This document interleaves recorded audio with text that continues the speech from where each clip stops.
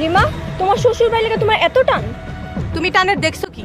আমার শ্বশুরের কিছু হইলে আমি তোমাকে সবার নামে মামলা। এবার বড় মোড়লের নির্দেশে মোড়লদের বাড়ির ছোট ছেলে সে এবার সোহাগের বাবাকে শেষ করতে চেয়েছিল, কিন্তু শেষ করতে গিয়ে দেখে যে রিক্সা সোহাগের বাবা চালাচ্ছে সেই রিক্সার মধ্যে প্যাসেঞ্জার হিসেবে তাদের বাড়ির বোন রয়েছে। তো ভাগ্য সহায় ছিল, রিমা বেঁচে যায় এবং আহত হয় সোহাগের বাবা। তো ফাইনালি এবার রিমা খেপে গিয়েছে, সে মূলত তাদের বাড়ি বলতে মোড়ল বাড়ির বিপক্ষে গিয়ে এবার মামলা করতে চলেছে থানার মধ্যে গিয়ে, কারণ অন্যায়ভাবে রিমার শ্বশুরকে মোড়লদের বাড়ির ছেলে হত্যা করতে চেয়েছিল।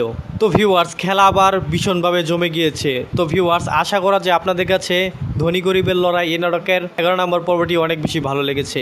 তো কে কে আছেন এই নাটকের 12 নম্বর পর্বটি দেখার জন্য অধীর আগ্রহে বসে আছেন, তারা অবশ্যই কমেন্টে জানিয়ে দিতে পারেন। তো ভিউয়ার্স, আজকের ভিডিওতে জানিয়ে দেওয়া হবে ধনী গরিবের লড়াই নাটকের 12 নম্বর পর্বটি কবে আসতে চলেছে তারই সকল কিছু আপডেট। তো চ্যানেলে নতুন দর্শক হয়ে থাকলে অবশ্যই চ্যানেলটি সাবস্ক্রাইব করতে পারেন, কারণ আমরা প্রতিনিয়তই এই সকল নাটকের আপডেট দিয়ে থাকি।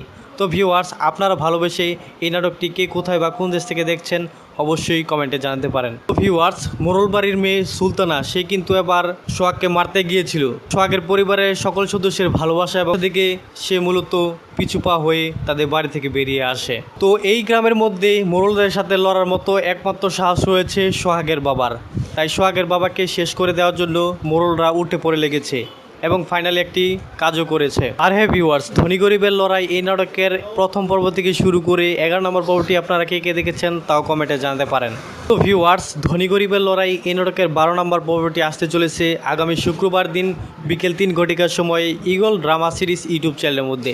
তো ভিউয়ার্স, আশা করি বুঝতে পেরেছেন।